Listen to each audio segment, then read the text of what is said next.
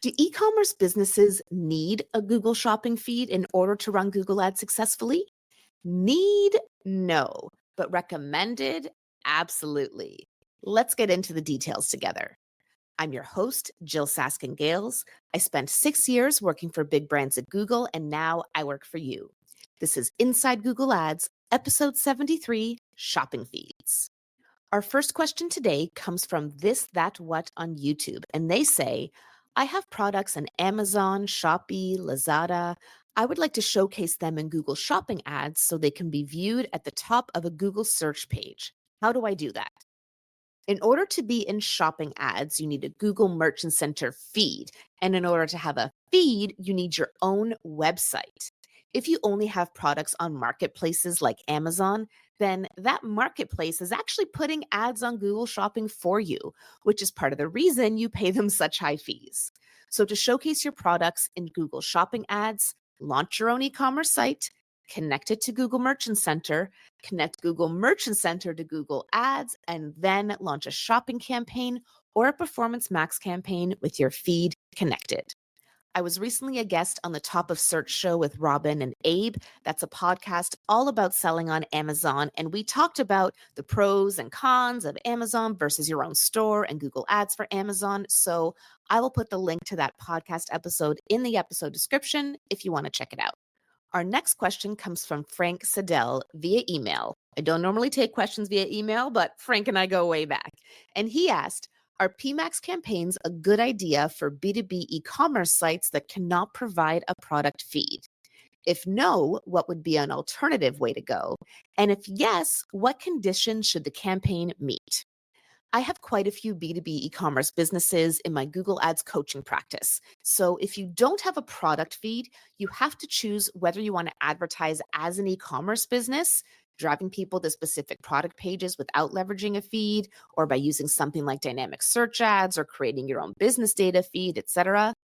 Or if you want to advertise as a lead generation business, driving people to contact you, fill out a form, etc. as the goal of the campaign. And you don't have to choose just one. You can do both in your Google Ads account, but each campaign needs to just have one goal.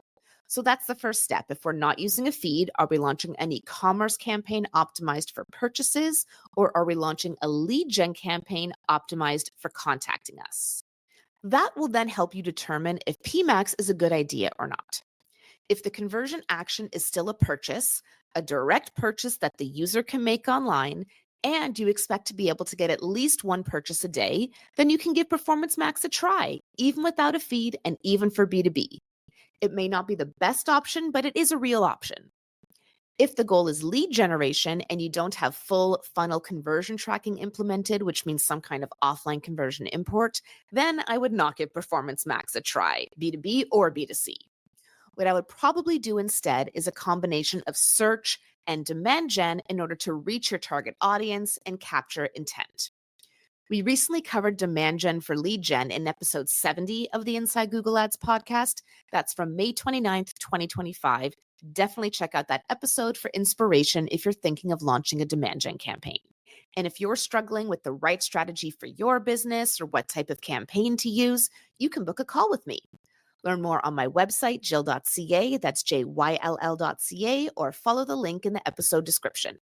Our final question today comes from Abwoon on YouTube, and they say, so what do you recommend for Google Shopping campaigns? Maximize conversions is not available. This is true.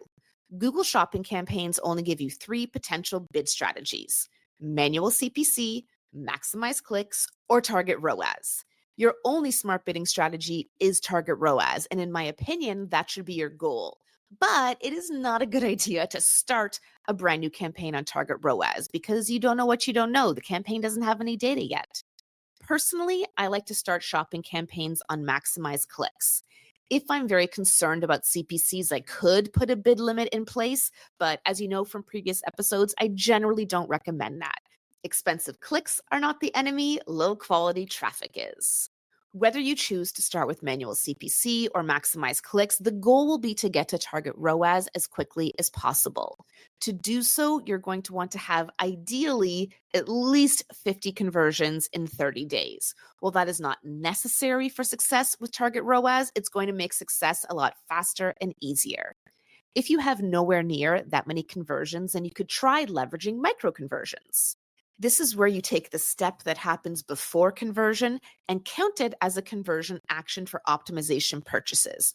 So for a shopping campaign, that might mean if a user clicks begin checkout, we count that as a conversion as well as the purchase to help give us a lot more data for optimization. Episode 39 of the Inside Google Ads podcast is all about micro conversions. That's from October 24th, 2024. So be sure to check that out to learn more about this topic. All in all, shopping feeds are a powerful tool for e-commerce businesses using Google Ads, whether you're B2B or B2C. While a feed is not required for shopping success, it's a good idea to get one going if you want to have the most options and flexibility for your Google Ads campaigns. Today's insider challenge is this. Let's say you're running a Google shopping campaign and it's not working well. It's not meeting your goals. What are 3 things you'd want to look into for potential optimization? The beauty of the insider challenge is there's no right or wrong answer, just an opportunity to stretch your brain on real-life Google Ads problem solving. Last episode's challenge, episode 72, was this. Let's say you're running a demand gen campaign remarketing to your website visitors list. Do you add the Google engaged audience? Why or why not? For me, I would probably add it. As we talked about last episode, adding that Google engaged audience is going to help me engage with more users who've expressed interest in my business, even if they haven't visited my website yet. Or they did visit my website from Google or from YouTube, but because of consent mode or cookie policies or issues with implementation or whatever, my Google Analytics or Google Ads tag failed to capture them. My Google engaged audience, however, would capture them. What about you? Have you tried the Google engaged audience yet? In case you missed it, last episode I shared my brand new study about Google engaged audiences. You can find that on my Google Ads blog at learn.jyll.ca/blog. That's JYLL.ca, or follow the link in the episode description. I'm Jyll Saskin Gales, and I'll see you next time inside Google Ads.